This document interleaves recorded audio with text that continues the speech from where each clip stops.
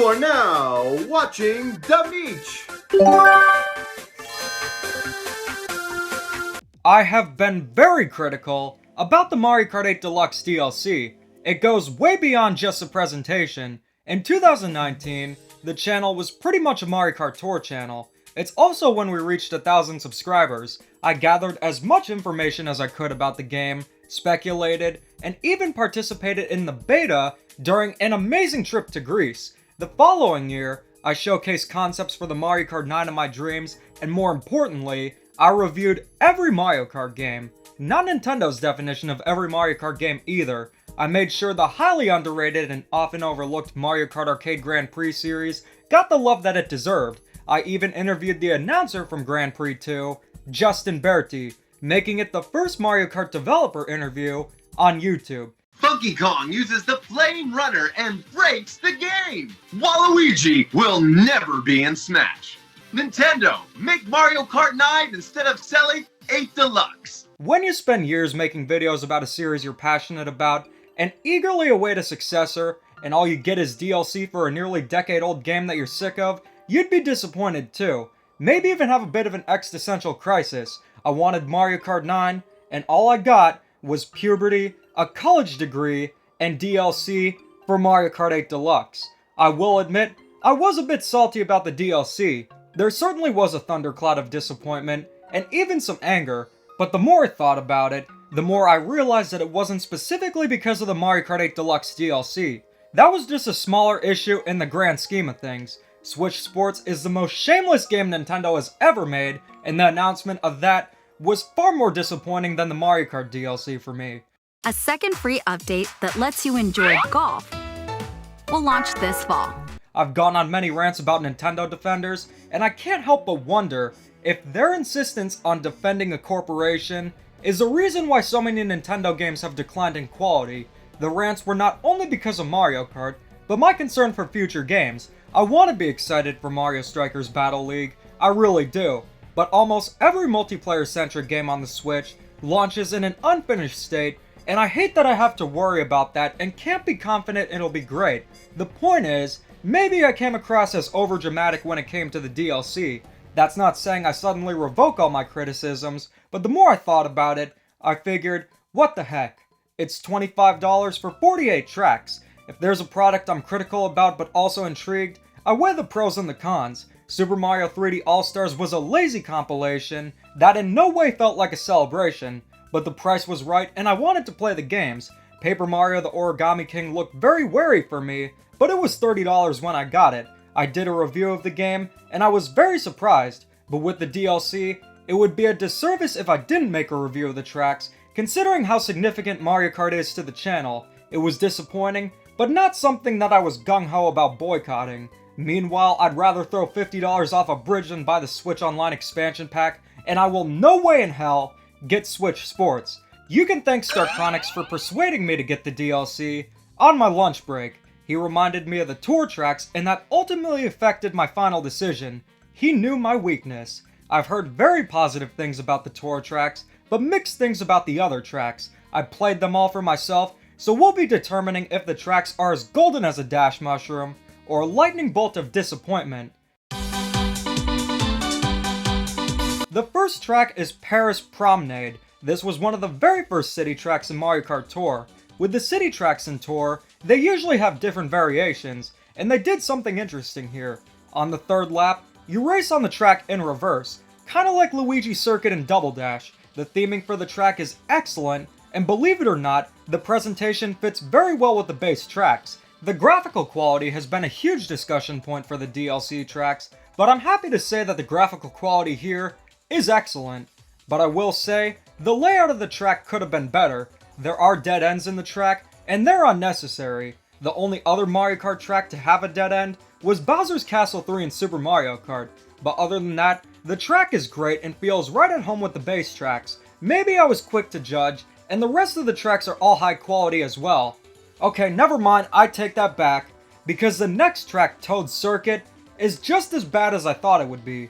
The thing that I love about Mario Kart 8 is that the retro tracks were completely revamped. They felt new. Even with the most basic tracks, new sections were included to make them feel fresh. But here, No improvements were added. It's the same track as it was in Mario Kart 7 and Tour. Toad Circuit was never one of the most impressive tracks to begin with, but the fact that there's absolutely no attempt to improve it here is disappointing. This is also the track that's brought up the most when it comes to the visual presentation. I thought maybe the visuals wouldn't be apparent while racing through the track, but no, it's definitely apparent. Going from Paris Promenade to this track was incredibly jarring. Maybe the next track will be better. Choco Mountain was another track that I was very skeptical about. I thought the track would look more like Pooh Mountain from Conker, but surprisingly, it looks quite good. It uses textures unlike Toad Circuit, and the remix for the music sounds great. Some of the tracks were remixed to fit Mario Kart 8's jazzy soundtrack, and they sound quite good. But playing through the track, the cave section had me thinking, why isn't there anti-gravity? Sure, anti-gravity doesn't impact the tracks that much, but it's an enhancement to the gameplay. But other than that, the track was surprisingly better than I expected, and I enjoyed playing it. From the mountain, to the mall, to the sweat drop on my hey, it's Coconut Mall! This is easily one of the most iconic tracks in Mario Kart history, and Nintendo knows full well how nostalgic people are for the Wii era. It's one of my favorite tracks in Mario Kart Wii, but they may as well put a Sears on the track because they messed up. Badly. The track is super inconsistent. The beginning looks significantly worse than the base tracks, but towards the middle, there's a section that looks really good. But the ending is a huge disappointment. They removed the moving cars. This removes a significant obstacle from the original track and makes it too easy. I'm disappointed. The Golden Dash Cup is the definition of a mixed bag. Paris Promenade and Choco Mountain are great. Toad Circuit is pathetic, and Coconut Mall is botched. Maybe I'll have better luck with the next cup. How fitting. The next cup is the Lucky Cat Cup. Gotta say, I like how they included a rare power-up from Super Mario 3D World. The first track is Tokyo Blur. It's a blur, but I'm pretty sure it rules. And luck behold, it does. This is also one of the first city tracks from Tour, just like Paris Promenade. What it does is combine 3 of the Tokyo Blur tracks from Tour, so it's similar to a track like Mount Wario, where it's one big track instead of having laps. This track is a blast to play, and it looks great. At this point, I think it's fair to say the Tour tracks live up to the same quality as the base tracks. Oh great. First Toad Circuit, now Shroom Ridge.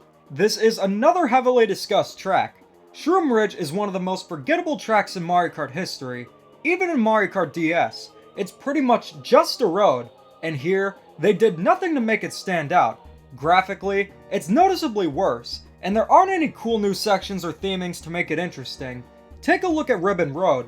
The Toy Room theme was added and made a great track even better, but Shroom Ridge is just there and sadly remains uninteresting. Sky Garden is unlike any of the other tracks. It doesn't even feel like the original track, but not in a good way. The shortcuts from the original are gone, and the track is much shorter. I also wasn't a fan of the presentation.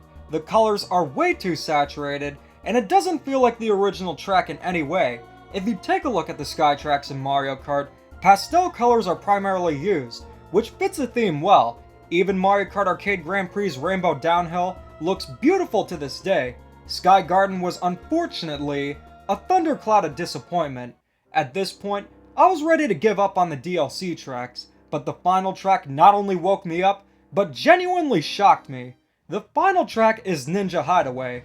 It originated from Mario Kart Tour, but it isn't a city track. Similar to Merry Mountain, the track managed to not only have a stellar presentation and a good layout, but it almost felt like I was playing a new Mario Kart game. The gliding sections are accompanied by wind, almost like you're flying. You'll also race through higher stories in the hideout, which is something prior Mario Kart tracks haven't really done.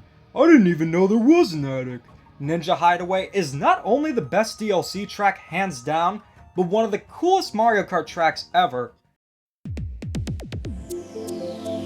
Going into the DLC, I had mixed feelings, but actually playing through it, I was surprised in both positive and negative ways. The Mario Kart Tour tracks are excellent. Ninja Hideaway legitimately felt new and exciting, but unfortunately, half of the tracks failed to impress. They did absolutely nothing to revamp Toad Circuit and Shroom Ridge, and they botched Coconut Mall and especially Sky Garden. So what I think of the DLC overall? When the tracks are good, they're really good. but when they're mediocre, they're definitely some of the most forgettable and bland tracks in Mario Kart history. Would I recommend getting the DLC? At the moment, I would say no. The good news is that there are 40 more tracks coming, so it's very likely it'll be worth getting towards the end. If all the tracks were the quality of the tour tracks, I'd say without a doubt it would be worth getting. But it's incredibly bizarre how inconsistent the quality of the tracks are. Now sure, Mario Kart has always had the standout tracks. Sunshine Airport is far more interesting than something like Ice Ice Outpost, but the quality of the tracks remain the same. All the base tracks had love and care put into them, but here, it's incredibly jarring going from something as incredible as Ninja Hideaway to Shroom Ridge. Even though the quality of the tracks are inconsistent, one thing remained consistent throughout my playthrough of the tracks. I'm definitely ready for a new Mario Kart. The mechanics in 8 are stale, and the roster is pathetic. If they're going to bring over content from Tour, why not also bring the characters and karts? Mario Kart Tour also brought back special items, and it has some really cool new mechanics. Honestly, I would have preferred if they just turned Tour into a console game without microtransactions or loot boxes, because at that point, it pretty much would be a new experience. The best way I can describe my experience with the DLC is that it's like getting New Super Mario Bros. U a decade after Wii, and the only game in between was Super Mario Run. Mario Kart 8 will always be Mario Kart 8, and I'm so ready for a true successor. I had a good time with some of the tracks, but I'm ready to move on and have been for years. It's also worth bringing up that there are some people who are persistent about blocking any criticism towards Nintendo and the tracks. One of the comments about criticism of the DLC suggested that anyone who criticizes Toad's circuit are unhappy with their lives. Developers want to hear feedback and it can result in better games. That's going to be a major theme in the Star Allies review. The Mario series faced criticism from 2012 to 2016 because the games were bland. What resulted out of the so-called entitled criticism? A little game called Super Mario Odyssey, one of the most creative Mario games ever made. And then we got Bowser's Fury, which retained the creativity with its perfect cat theme, and Fury Bowser. Perhaps we should have not said anything about how underwhelming Pokemon Sword and Shield were, not like they made a game called Pokemon Legends Arceus as a direct response to the criticisms. Feedback helps developers and artists improve, and when I see tracks as grand as Ninja Hideaway, I want to see more of that. So there you have it. Here are my thoughts on the Mario Kart 8 Deluxe DLC. I will say, I had fun playing them, and will definitely host live tournaments with you guys, so stay tuned for that. But in the meantime, I'll be playing as another iconic orange character in the true Ultimate Kart Racer. This is more like it. Not this orange! Get away from me! Hey DK, take care of this Citra cretin, will ya?